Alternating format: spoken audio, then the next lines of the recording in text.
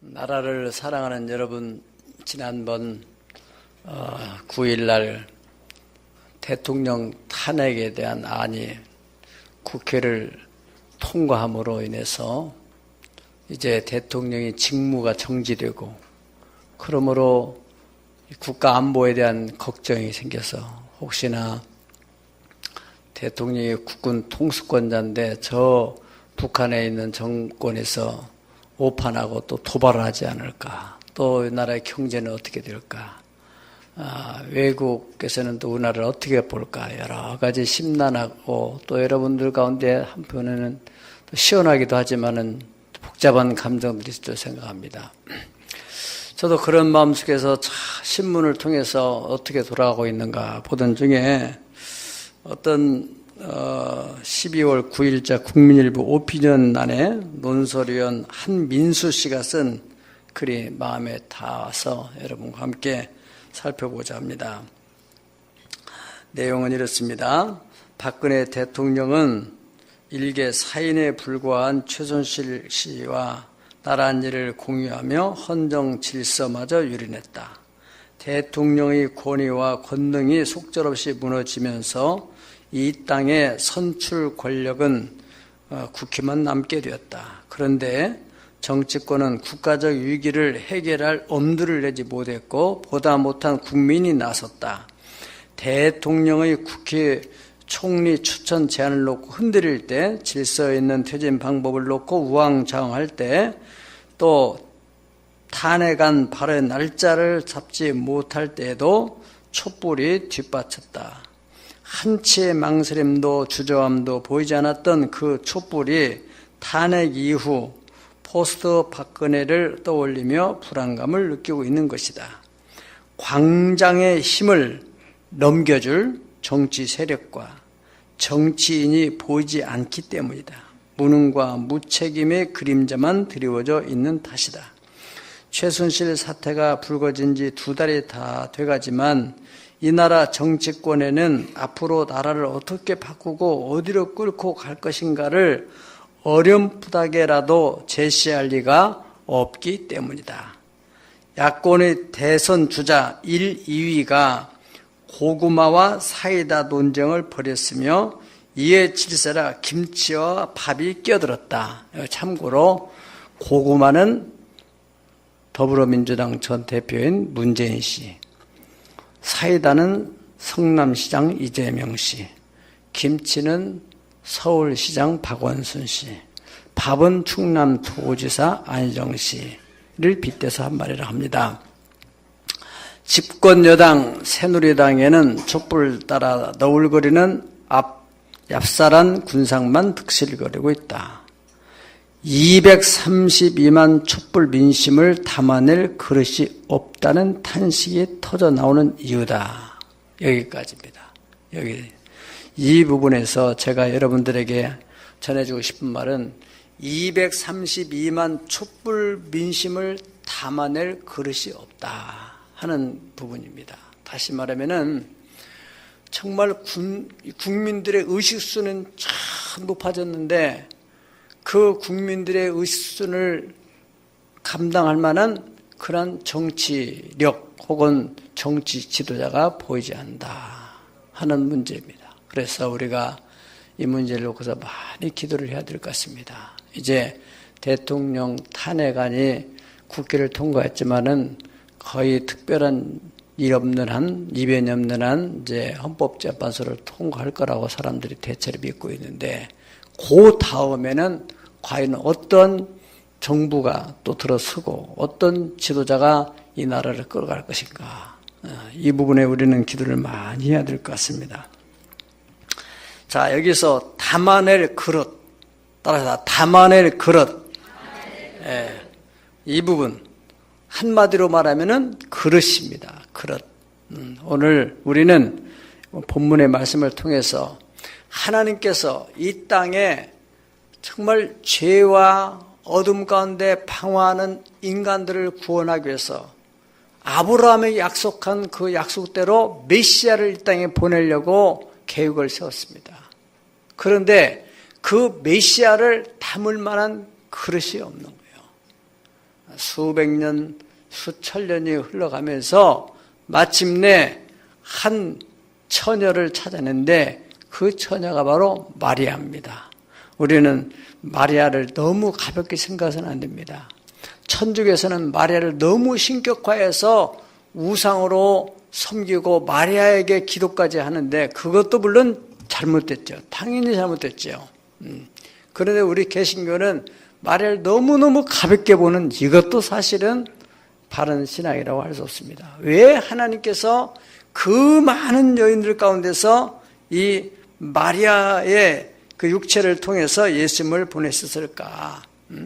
당시에 아브라함의 자손이 한두 명이 아니잖아요.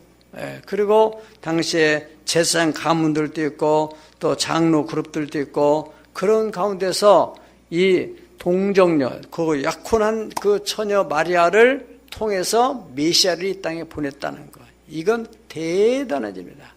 우리는 여기에서 왜 하나님께서 그 마리아를 선택해서 예수님을 보내셨을까? 성경에 마리아의 신상에 대해서 구체적으로 나온 예가 없습니다.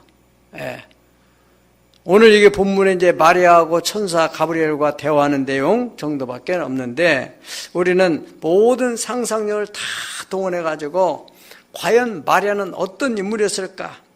우리가 생각해 보므로 말미암아서 정말 하나님께서 왜 마리아를 쓰셨고 그렇다면은 이런 부분에서 마리아 썼다면은 우리도 하나님의 쓰시기에 합당한 그릇으로 준비된다면은 반드시 하나님께서도 우리를 귀하게 사용하시게 될 줄로 믿습니다. 첫째로 마리아의 그 신상의 처음 부분은 우리가 생활적인 부분을 살펴보고 합니다. 생활. 마리아의 생활, 경제 수준. 경제 수준은 어떤 수준이었을까? 성경을 통해서 나타나고 있는 부분은 아주 경제적으로 평범하고 중산층보다 더 낮은 수준의 그런 생활을 한 사람으로 보입니다. 요즘으로 말하면 무슨 명품이나 또는 부유층 사람이 아니고 아주 소심이었을 것으로 추측되는 바, 그것은 그 남편 요셉이라는 사람이 목수의 직업을 가지고 있었다는 것과 또 나아가서 그 동정녀 마리아하고 약혼한 상태에서 이제 가이사 아우구스토가 영을 내려서 각 고향에 가서 호적을 하라 했을 때 마리아와 요셉이 함께 이제 베들레헴으로 갔지 않습니까? 거기에 방이 없어요. 만약에 이 사람들이 좀 돈이 넉넉한 사람이더라면은 웃돈을 주고라도 어떤 방법으로라도 길은 있을 거 아니겠어요? 그때나 지금이나 마찬가지예요. 여러분, 한번 생각해 보세요. 우리가 옛날에 시골 내려갈 때 기차표가 없으면은 이 암표들이 돌아다니면서 따블만 준다 하더라도 얼마든지 살 수가 있는 거예요. 지금도 마찬가지예요. 옛날도 마찬가지고. 그런데 이 사람들은 그 정도 생활 여유가 없기 때문에 그저 마구간에 밀려가서 거기서 아기를 낳게 되는 그런 처지. 경제적으로 그 정도 수준이었습니다. 두 번째로 그의 신앙 수준에 살펴보면은 그 신앙만큼은 타의 추종을 불허할 만큼 아주 철저한 신앙이었던 것을 알 수가 있습니다. 우리가 신앙 수준에 대해서 저분은 정말 믿음이 좋은 사람이야, 저분은 신앙이 참 돈독한 사람이야, 이렇게 쉽게 말하는 것은 그 사람이 봉사하는 거 혹은 기도 생활하는 거 여러 가지 기준이 있겠죠. 얼마나 봉사를 많이 하느냐, 얼마나 성경을 많이 읽었느냐, 얼마나 기도를 많이 하느냐, 또 얼마나 헌금을 많이 하느냐, 이것이 신앙의 수준을 가늠하는 것이 아니고 그 사람이 어디까지 순종할 수 있느냐, 그걸 성경에서는 신앙의 수준을 보는 것입니다. 따라서 어디까지 순종할 수 있느냐, 곧 순종의 수준이 신앙의 수준이라는 것이에요. 우리 가만히 내 자신을 생각해 보세요. 내 신앙의 수준이 어디까지냐? 그것은 성령님이 감동을 주는 일이나 우리가 교회 공동체 안에서 어떠한 사역을 맡겼을 때 거기에 대해서 본인의 분명한 의사가 있잖아요. 그래서 정말로 그런 모든 일, 이것은 내 개인적인 어떤 이익과 또 불이익을 떠나서 하나님이 기뻐하신 일이다 하면은 그것에 전적으로 순종할 수 있는 사람인지, 형편과 처지와 혹은 더 나가서 감정 이런 것들이 개입되어 가지고 이런 것으로 인해 나는 못한다, 이것이 하나님이 기뻐하는 일을 할지라도 나는 저 사람과 하는 것은 나는 싫다, 이런 마음들이 우리에게 있다면은 그것이 바로 우리의 신앙의 수준이라는 것입니다. 그러나 이 마리아에게는 전혀, 자기는 지금 처녀요, 약혼한 남자가 있어요. 당시의 그 문화 또 사회 풍조는 그 처녀가 임신이 됐다는 것을 알게 되면은 누구든지 돌로 쳐서 죽이는, 그래도 무방한 그런 시대 속에서 마리아는 하나님께서 천사를 통해서 메시아를 잉태한다는 그 얘기를 들었을 때, 물론 내가 처녀인데 어떻게 그런 일이 있을 수 있습니까? 그 의아심을 가지고 질문하는 내용이 있습니다. 그러나 지극히 높으신 이의 능력이 너를 덮으면은 너는 아기를 가질 수 있다. 그건 걱정하지 말아라. 또 뿐만 아니라 네 친족 엘리사벳도 나이가 많이 먹은 늙은 할머니가 아기를 낳는데 하나님의 능력, 대저 여호와의 말씀은 능치 못하심이 없다. 그러니까 마리아가 더 이상 짊어지 않고 주님의 여종이오니 주의 말씀대로 제게 이루어지이다. 끝입니다. 그 마리아의 그 순종, 수락에 의해서 거기에 이제 임신이 되는 것입니다. 자, 이런 모습을 볼 때 이것은 참 말같이 그렇게 쉽지 않은, 이것은 생명을 거는 순종이었습니다. 그래서 우리가 이 마리아의 사건을 통해서 연상되는 구약 인물이 있다면은 바로 에스더가 그렇습니다. 에스더가 모르드게를 통해 가지고 왕 앞에 나가서 유대인들의 그 위기 상황을 전해주라고 했을 때 왕이 부르지 않은데 자발적으로 왕에게 나가게 되면은 그거는 법적으로 죽임을 당하는, 경호원들이 바로 죽이게 되는 그런 법인데, 왕실의 법이 그런데 왕이 부르지 않았고 지금 부른 지 오래됐고 그런데 나갈 수 없습니다 라고 하니까 모르드게가 너가 지금 이 자리에 있는 것은 하나님의 뜻 가운데서 이때를 위해서 하나님이 너를 보내준 것으로 아는데, 만약에 네가 이 일에 네 자신만 생각하고 잠잠하다면은 하나님께서 다른 방법을 통해서 유대인을 구원할 것이지만은 너와 네 아비 집은 버림을 당하게 된다. 그렇게 말했을 때 그 에스더가 그 전에는 죽음에 대한 두려움이 있었지만은 그 다음에 모르드게의 말을 듣고 난 뒤에는 하나님에 대한 두려움이 생긴 거지. 그래서 금식을 하고 죽으면 죽으리라. 바로 죽으면 죽는다. 생명을 건 순종. 그것이 바로 에스더를 통하여서 하나님 유대 민족을 살리고 또 에스더가 그 아수르의 왕의 총애를 입고 더 많은 사랑을 받는 계기가 되었다는 사실입니다. 믿음의 조상 아브라함이 하나님 앞에 독자 이삭을 바치는 그 순종, 그것을 하나님 보시고서 하나님께서 그 아브라함에게 네가 네 독자 이삭 아들이라도 아끼지 않고 나를 위해서 바쳤으니까 나도 내 독생자를 네 혈통에다 보내겠다 약속을 했었어요. 그 약속한 이후로 하나님께서 과연 그 아브라함의 혈통 후손 가운데서 누구를 통해서 보낼 것이냐, 얼마나 하나님이 찾고 찾으셨겠어요. 지금도 하나님께서 계획하신 일을 위해서 사람을 찾고 있습니다. 하나님이 지금도 너무너무 많이 있습니다. 예수님이 하신 말씀대로 추수할 것은 많은데 일꾼이 심히 적다. 그런 안타까운 말씀을 하시는 거 있어요. 왜 우리가 하나님의 말씀 또 하나님의 뜻 앞에 순종하지 못하느냐? 이것은 한마디로 말하면은 내가 있어요. 그렇습니다. 이기심, 내 입장만 생각하기 때문에 그렇습니다. 정말로 예수님을 나의 구주로 영접해서 나는 그의 종이 되고 그분이 나의 주님이다, 이 정체성만 확립됐다 하면은 그분의 주인의 뜻에 따라서 나는 쓰임 받는 것인데, 아담과 하와 역시도 하나님의 말씀에 왜 그들이 불순하게 되는가? 무엇을 먹는 것 때문에 보암직도 하고 먹음직도 하고 지혜롭게 할 만큼 탐스러운 그 열매, 자기 먹고 싶고 입고 싶고 육신의 정욕과 안목의 정욕과 이생의 자랑, 이런 것 때문에 우리가 성경에 불순응해서 버림받은 왕 사울 같은 경우도 역시 마찬가지입니다. 그 왕이 자기 명예, 아각 왕과 또 그 모든 전리품, 양들, 소들 다 죽이라고 사무엘 선지를 통해서 명령을 했는데, 그 사람이 왕은 잡아서 죽이고 나머지 좋은 양들은 다 갖다가 숨겨놨어요. 그래서 이게 무슨 소리입니까? 그러니까 그건요, 하나님께 제사를 드리려고 한 겁니다.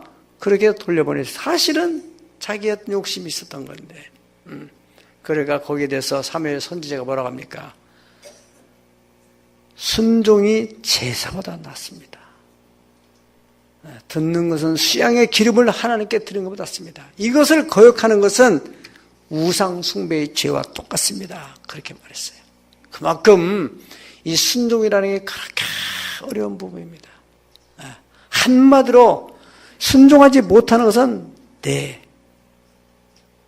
나의 이기심, 내가 내려놓지 못하고 또 내가 어떤 불이익을 당할까 봐서, 또 내가 어떤 피해를 입고 내가 어떤 자존심 상할까, 내가 어떤 창피를 당할까, 항상 내 문제 때문에 그렇지 하나님 문제 때문에 그렇지 않단 말이에요. 자, 여러분들이 평생에 이 문제를 풀어내야 신앙의 성숙이 일어납니다. 나는 어디까지 순종할 수 있느냐? 생명을 거는 데까지 순종할 수 있다. 그렇다면 그는 순교자의 판열에 서는 사람입니다. 세 번째로는 마리아에게 있어서 순결성, 하나님의 메시아를 담을 수 있었던 것은 참 그 당시에 사회 문화가 그렇게 참 도덕적으로 윤리적으로 깨끗이 못한 그런 상황에 있기 때문에, 자, 이 마리아가 얼마나 순결했으면, 정신적으로나 육체적으로나. 좀 이 시대도 얼마나 이 성문화 때문에 이 아이들이 무너지고 있습니까? 그래, 우리 믿음의 가정들은 거의 순결성, 정신도 육체도, 할렐루야. 디모데 후서 2장 20절에서 21절에 보면은 큰 집에는 금그릇과 은그릇뿐만 아니라 나무와 질그릇도 있어서 귀 쓰는 것도 있고 천이 쓰는 것도 있나니, 이 모든 것에서 누구든지 자기를 깨끗하게 하면은 귀 쓰는 그릇이 되어 하나님의 선한 일에 예비함이 되리라. 아멘. 네. 우리가 여기서 조건은 뭡니까? 깨끗한 그릇만 되면은, 키가 작든지 크든지 얼굴이 잘생겼든지 못생겼든지 신앙의 가문이 좋든지 안 좋든지 모든 조건, 학벌 관계없이 정말 깨끗한 그릇, 깨끗한 마음, 그런 마음이 준비되면 쓰신다는. 그러니까 우리가 미뤄볼 때, 이렇게 성경에서 말하는 거 볼 때 마리아는 정신적으로, 영적으로, 육체적으로 순결한 사람이었다는 것을 알 수가 있습니다. 베드로전서 1장 16절 하나님 말씀하십니다. 내가 거룩하니 너희도 거룩할지어다. 하나님의 자녀로서의 거룩성을 가져야 된다 하는 것입니다. 마지막으로 마리아의 또 성품 중에 하나를 찾는다면은, 이 마리아는 온유하고 겸손한, 또 역시 마찬가지 요셉도 마찬가지입니다. 참 여러분, 임신한 그 약혼녀를 받아들인다는 이 요셉의 마음도 보통 사람이죠. 그 마태복음에서는 요셉에 대해서 그는 의로운지라. 어느 날 딱 약혼녀를 만났는데 배가 부른 거예요. 그거 얼마나 힘들었겠어요, 그 마음이요. 보통 사람 같으면 어떻게 해요? 이거 어떻게 된 거야? 당연히 말하죠. 여러분 같으면 말 안 하겠어요? 저 같으면 당연히 말하겠죠. 예. 분노가 일어나겠죠. 예. 자, 요셉은 성경이 뭐라 하겠어요? 그는 의로운 사람이지라. 가만히 끊고자 했다는 겁니다. 그래, 벌써 나 위에 다른 사람이 있었구만. 내가 그럼 물러서지. 이걸 뭐 떠벌려가지고 시끄럽게 할 필요가 없지. 깨끗이 물러서겠다. 그렇게 조용한 마음을 가지고 마음을 딱 생각을 했어요. 그런데 그 밤에 하나님이 계시라는 거죠. 요셉아, 네 약혼녀 마리아 데려오기를 두려워하지 말아라. 이것은 성령으로 잉태된 것이다. 그 얘기를 들었을 때 요셉은 그것을 그다, 그렇군요. 네. 이건 성령에 의해서 된 것이구나. 그 신앙적으로 이해도 되고 또 자기 정서적으로, 자기 감정적으로 다 이해하고 그걸 받아들이게 됐어요. 네. 그리고 그 아이를 낳기까지 동침하지 않을 정도로 잘 절제를 하고, 그런 요셉의 아버지 성품, 또 어머니 마리아의 성품도 역시 마찬가지. 예. 그런 성품 하에서 예수님도 인간이기 때문에 육신적으로 100% 인간이고 영적으로 100% 하나님이신 예수님도 영향을 받을 수 있겠죠. 그런데 예수님의 성품 보면은 성경에 나는 마음이 온유하고 겸손하니 나의 멍에를 메고 내게 배워라. 그리하면 너희 마음이 쉼을 얻으리라. 예수님의 성품의 정체, 한마디로 요약한다면은 예수님은 온유하고 겸손하신 분이다. 그런 말씀입니다. 저는 뭐 그렇게 돈이 많은 사람도 아니고 또 명예가 있는 사람도 아니지만은 제가 돈 많은 사람이나 명예 있는 사람이나 이런 사람은 그렇게 부러운 적을 가진 적이 없어요. 예. 그래서 제가 제일로 마음속에 부러운 사람은 성품이 좋은 사람이요. 이때는 성질 내야 되는데 어떻게 저 사람은 잘 얼굴도 잘 참고 얼굴에도 분노 감정 없이 어떻게 저를 잘 참아냈을까? 나는 정말이에요. 이번 주에도 어떤 젊은이하고 무슨 일이 있어가지고 이렇게 일을 하는데, 이거 막 일 시키면 이때는 좀 다른 사람 같으면 막 또 불편스러운 얼굴을 표현하기도 하고 그러는데 아주 참하고 그런 모습 내가 보면서 참 좋은 성품이다. 이 원어의 온유라고 하는 성품은요, 프라위스라고 되어 있는데 이 뜻은 모욕을 받고 또 화를 내지 않고 그런 또 본능과 충동 또 격동 등 감정을 제어할 수 있는 훈련된 인격자, 자신을 평가절하하고 부당하게 대우하며 해롭게 하는 자들에 대해서 용납하는 그런 마음. 여러분 가정의 아내가 혹은 남편이 참 온유한 성품을 가지고 있다면 얼마나 행복하겠어요. 여러분 우리가 불이익을 당할 때 또 누구한테 인격적인 모욕을 당할 때 어떻게 됩니까? 속에서 불이 타오르잖아요. 당연하죠. 그건 당연하죠. 그런데 온유한 사람은 그렇지 않다는 거잖아요. 네. 자, 예수님이 그 겟세마네 동산에서 기도하다가 그 군병들 마지막에 그 자기 사랑하는 제자 가룟 유다가 입을 맞추고, 그것이 바로 사랑의 입맞춤이 아니라 배신의 입맞춤. 군인들하고 약속을 하고 밤중에 어둑어둑하니까 누가 누군지를 풍문하소서 내가 입맞추는 그 사람이 바로 메시아니, 예수니까 그 사람을 잡아라. 그렇게 약속해서 다 예수님을 허구하면서 일 마칠 때 예수님이 얼마나 참 기가 막혔겠어요. 거기 옆에서 보다 못한 베드로가 칼을 들어가지고 제사장 말고의 귀를 잘라버리니까 예수님께서 검을 쓰는 자는 검으로 망한다. 그러고는 가시는 거잖아요.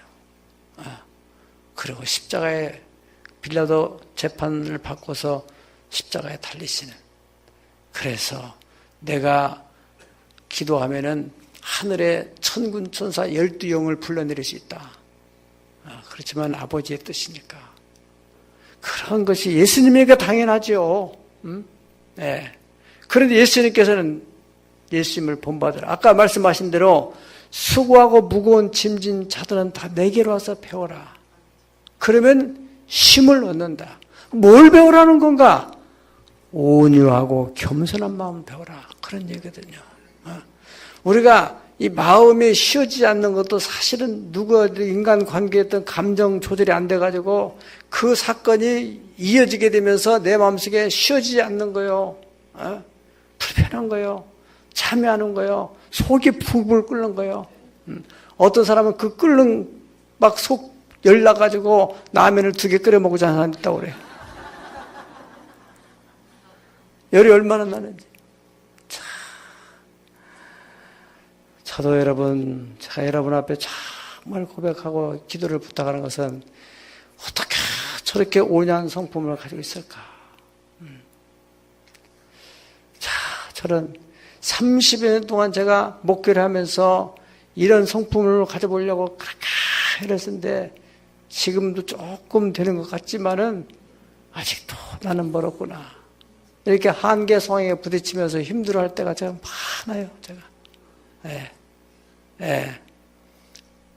그런데 신앙에 이렇게 가문들, 연조가 쌓인 사람들 보면은 참 잘 그 부모 때, 할아버지 때 다듬어져 가지고 그 성품이 왜 승질 안 나냐? 아무렇지 않은데. 괜히 내가 열나는 거예요. 그 사람이 힘들지 않나고. 네. 따라서 온유와 겸손. 겸손이란 온유라에 대해서 하나님께서 모세는 이 세상에 여자가 난 자 중에서 가장 온유한 사람이다. 모세를 대적하고 힘들게 할 때마다 모세는 다 참아냈잖아요. 참 대단한 사람이야. 모세가 태어날 때부터 그렇더라면 얼마나 좋겠어요. 그럼 우리는 관계없는 거예요. 성경적으로 보면은 모세도 옛날에는 그런 사람이 많이 있었거든요. 그 사람은 우리보다 더 했던 사람이에요. 사람을 때려 죽였던 사람이에요. 감정을 치지 못해가지고. 그러던 사람이 미디안 광야에 들어가서 하나님 앞에 연단을 받고 깨어지고 또 부서지고 그러면서 점점 온유한 성품으로 변화됐어요. 만약에 모세가 40대 혈기 방장할 때 충만할 때 자기 나름대로는 지적으로 체력적으로 막 자신만만할 때 하나님이 그를 이스라엘 영도자로 세워가지고 백성을 끌고 광야를 지나가라면서 백성들을 약 200만 명을 광야 40년 동안 그들이 때마다 시마다 원망하고 불평할 때 가만히 놔뒀겠어요? 모세가? 다 죽고 말았겠죠. 그런데 모세가 만들어졌습니다. 주님의 마음으로 만들어졌어요. 그래가지고 잘 참아내는 거예요. 그래서 그 백성들을 그 광야에서 40년 동안 하나님이 원하시는 뜻 가운데서 이끌어 가시는 것을 볼 수 있습니다. 거기에 바로 우리의 소망이 있는 거예요. 그걸 신학적으로는 성화라고 하는 겁니다. 이러한 내 성품에 대해서 문제의식을 가지고 있다 한다면은 그래요. 이것을 주님 앞에 대놓고 주님 나는 왜 이렇습니까? 이것이 옳은 것이라고 한다면 내가 옳은 것을 향해서 가려고 하는 닮아가려고 하는 부단한 노력, 부단한 자기 싸움 거기에서 성화, 하나님의 성령의 은혜가 거기에서 깃들게 되는 거예요. 그러므로 말미암아서 내가 어렸을 적에는 어린애 같고 생각하는 거 어린애 같고 말하는 거 어린애 같고 깨닫는 거 어린애 같다가 장성한 자가 돼서는 어린아이를 버렸노라. 자기 스스로 그렇게 자기 기특하고 대견해 느낄 뿐만 아니라 또 다른 사람 볼 때도 저분이 과거에 저분이 아니었었는데 어떻게 이렇게 달라졌을까? 아멘. 이런 사람을 하나님 쓰신다는 것입니다. 겸손에 대해서 겸손이라는 원은 타파이너스라고 되어 있는데 이건 낮게 놓이고 또 낮은 것, 천한 것, 하찮은 것, 중요하지 않은 또 약한 가난한 그런 가운데서도 마음에 절대 흔들림이 없는, 다시 말하면은 너무나 비천한 상황인데도 그 사람이 마음에 불편하지 않는 그런 사람이 겸손한, 우리가 인격적으로 조금 이렇게 낮은 하대를 받을 때 얼마나 우리가 마음 불편합니까? 겸손한 사람은 그러려니 한다는 거예요. 나는 그래도 당연한 사람이고, 그런 마음. 네. 그 여기 이 마리아가 그런 고백을 하잖아요. 물론 이제 시기 때문에 그럴 수도 있겠지만은 여기 48절을 보면은 그의 여종의 비천함을 돌아보셨습니다. 보라, 이제 후로는 만세의 날을 보겠다 일컬으리로다. 비천한 상태에서도 그 마음의 행복을 유지할 수 있는 그런 사람, 바로 그러니까 겸손한 성품을 가지고 있었다 하는 것입니다. 예. 사랑하는 여러분, 요셉과 마리아가 이런 성품을 가졌기 때문에 예수님을 거기에 담을 수 있게 됐다 하는 것을 우리가 알 수가 있습니다. 자, 이제 말씀을 다 정리한다면은 메시아를 담을 그릇으로 준비된 이 마리아의 그 생활적인 부분은 우리와 대동소이합니다. 어떤 사람은 뭐 항상 자기 생활을 탓하는 사람, 그런 생활 탓하지 마시고 여기에서 우리는 하나님께서 우리에게 허락한 이 삶의 현실 속에서 나는 지금 어떠한 마음을 가져야 이 마음, 하나님이 쓰는 것, 보시는 것은 이 마음을 보신다고 하지 않습니까? 대적 그 마음이 어떠하면 그 위인도 그러하도다. 그런 말씀처럼. 예. 그 마리아는 그러한 환경 속에서도 그 신앙 부분에 대해서만큼은 철저한, 예. 어떤 사람이에요? 순종. 어떤 순종입니까?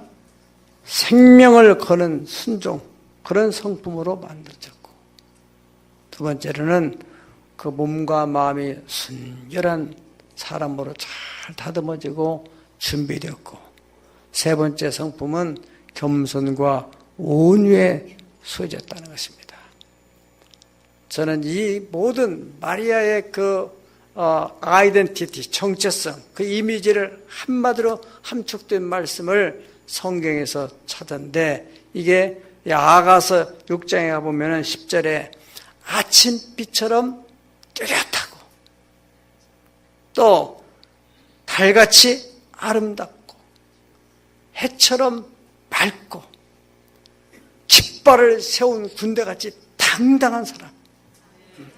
비천하기 때문에, 가난하기 때문에 늘 위축되고 이런 것이 아니고 깃발을 탁 세운 군대처럼 당당하면서도 그 마음의 겸손함과 온유함을 가지고 밝고 달처럼도 아름답고 또 아침빛처럼 뚜렷하고 어떠한 일에 있어서 애매모호하게 않고 분명하게 처리하지만은 사람들에게 상처를 주지 않으면서 꿋꿋하게 일을 만들어가는 사람. 2017년 우리 기도적으로 삼고 하나님이 쓰실 만한 그릇으로 내가 준비되기를 합니다. 그런 마음을 가진 사람은 기도하십시다. 기도하겠습니다.